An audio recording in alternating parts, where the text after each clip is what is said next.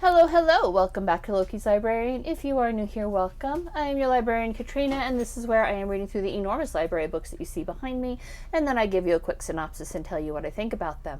So if you like books, just aren't sure what to read next, hit that subscribe button, like and share my videos, and let me know what you think in the comments. In keeping with the general theme of surviving the worst, this week's book of the week is The Gift of Fear, Survival Signals That Protect Us from Violence by Gavin de Becker.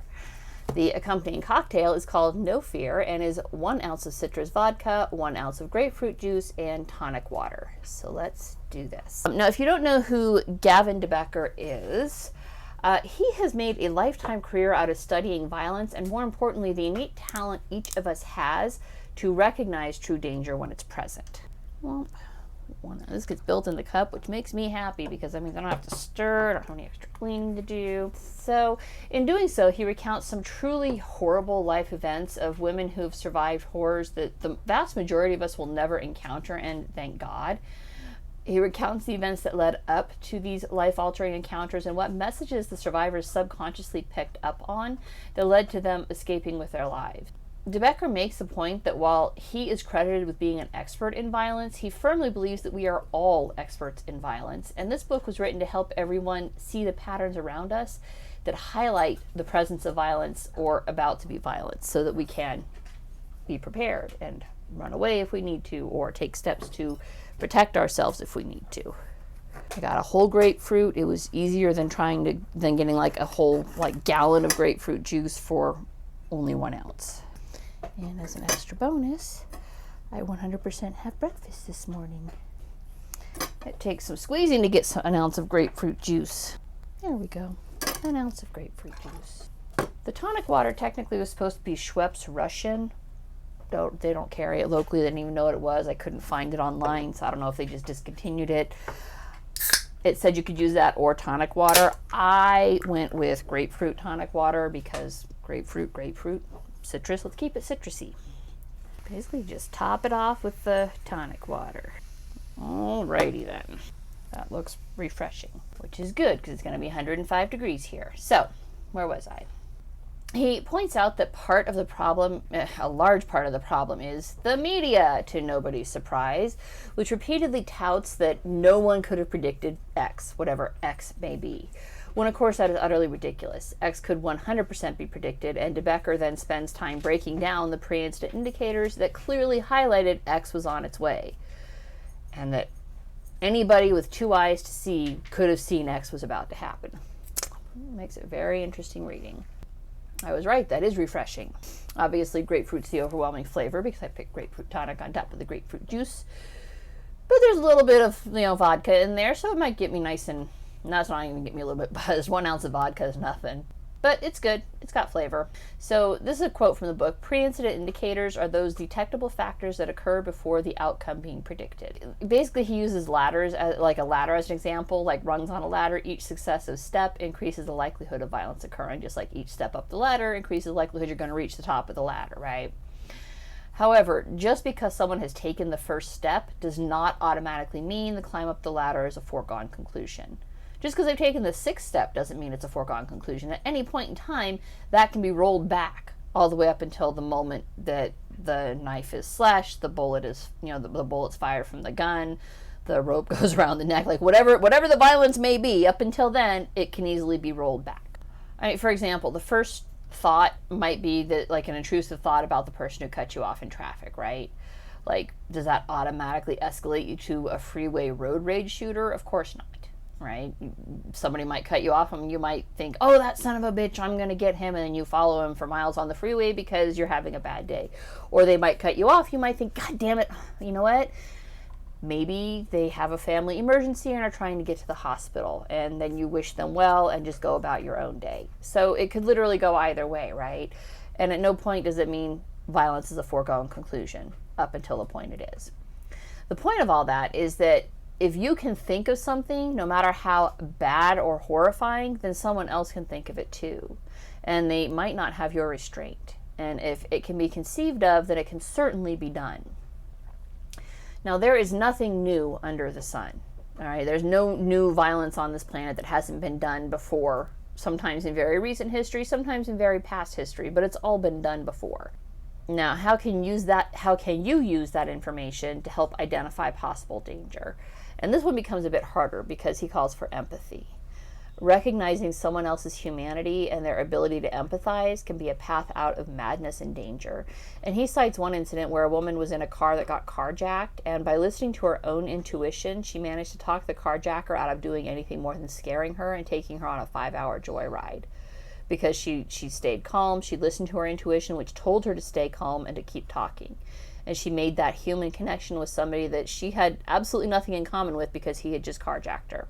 Now, the news likes to talk about sociopaths and psychopaths, but true psychopaths are exceedingly rare. I mean, they're like less than 4% of the population. They're rare, right?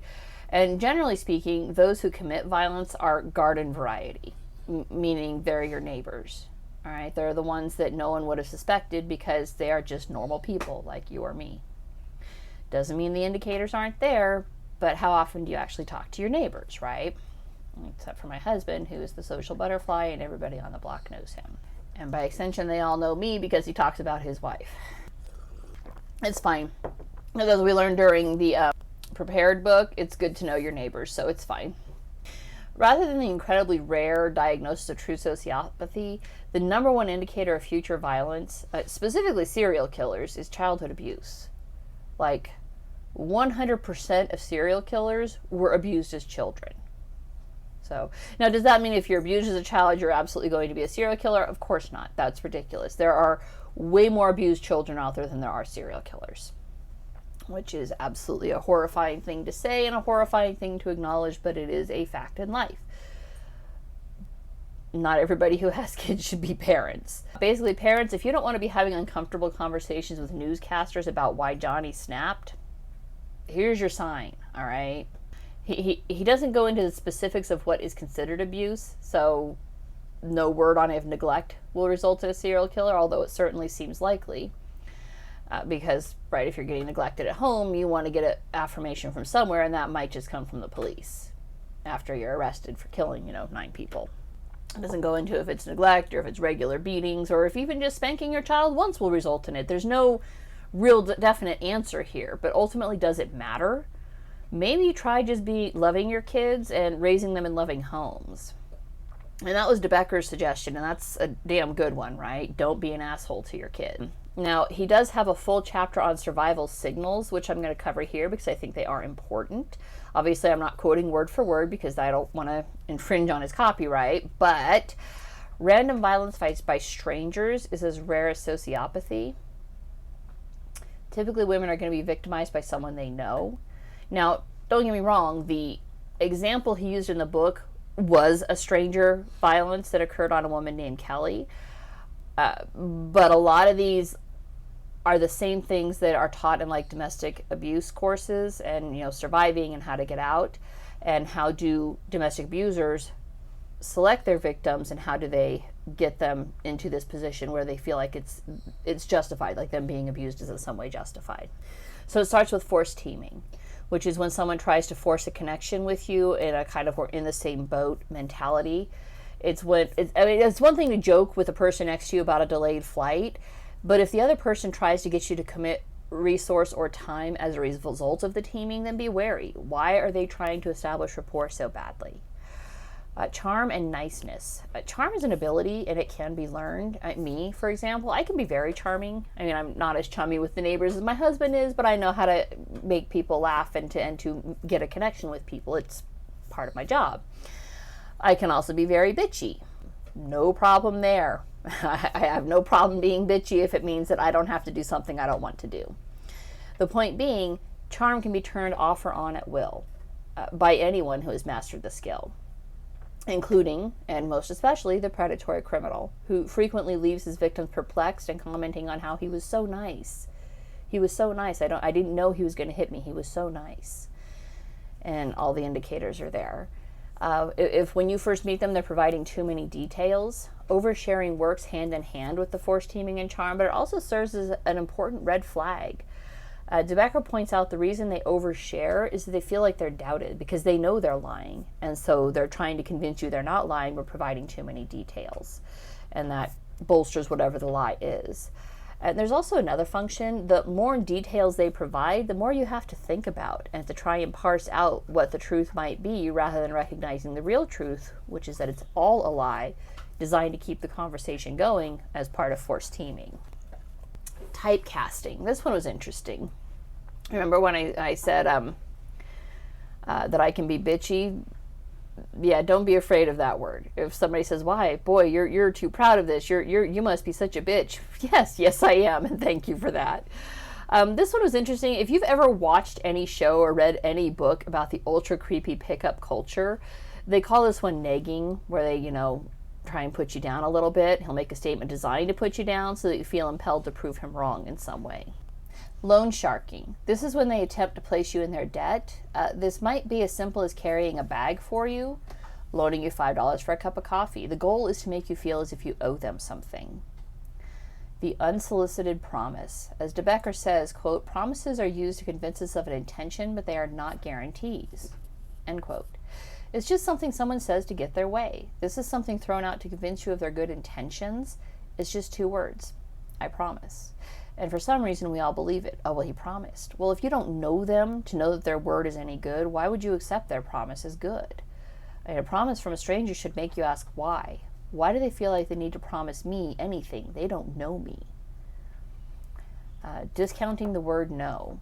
And this is not just a very obvious pressure of date rape where a girl says no and is ignored by the rapist. It's when they offer to carry your bag, you say no, and they insist on carrying it anyways. And God, when I was reading this book, I realized I had an incident like this years ago when I was working at Fitzgerald's. So I was walking to my car one night and I had a bag with me and somebody came up and offered to carry it for me and I said no, and I actually took a step back. I didn't just stand my ground. I took a step back. I created distance between myself and the person. And he's like, "Oh, come on, let me just help you." And I said, "No, I don't need your help. I've got this." And he actually said, "Oh, are you one of those bitches?" And I said, yes, I am. And then I just watched him until he walked away. Now, I know retrospectively, I wasn't thinking, oh, this guy is a rapist, because I hadn't read this book before, and he might not have been. My thought was he was trying to steal my damn bag. I was going to hand him my bag, and he'd run off with it. And maybe he would have. Maybe that would have been the end of it. Either way, I didn't make myself an easy target by being wishy-washy in the moment. I said a firm no, and I stood by it. And when he reached out to me, I took a step back, maintaining distance. I mean, all of those are things that you can do in the moment, which is helpful when it's a stranger thing, and that's partly why it worked for me, is because I didn't know this guy. It's not anybody I knew that I was like, oh, he's just going to help me, that would lead to something more violent. But all of this results in, can result in domestic violence, right? You get somebody who comes into you and forces teaming. Oh, we're on the same side, and they charm you, and they're very nice. They provide too many details of their life before you know it, they're in with you. And then somewhere in there, you say one thing wrong and they hit you, and it's that fast. So all of these points are underscored in the story of Kelly, who did survive a horrific rape and almost murder, and he outlines her story in detail in the book, and he demonstrates which parts of her story match those above points. He covers the messengers of intuition, which all amount to instincts, and how to learn the difference between genuine fear, when you are aware of something that's truly wrong in a situation, and worry, which is when you borrow trouble that doesn't exist and use it as an excuse. He covers when strangers are the danger and when loved ones are, and how you can tell the difference and how to safely remove yourself from a dangerous situation. He does include elements of prediction. I don't want to go into detail here because, as De Becker points out, people who have a checklist tend to check it off, and rather than recognize that a checklist may not be comprehensive, that a person may not have every item on those checklists, if it isn't on the checklist, people think that X doesn't fit the pattern, and they 100% might. But the best way to determine if someone is actually going to commit violence is the acronym JACA, which is, it's all perceived, but it's justification, alternatives, consequences, and ability. So does the person feel like they are justified in committing the violence?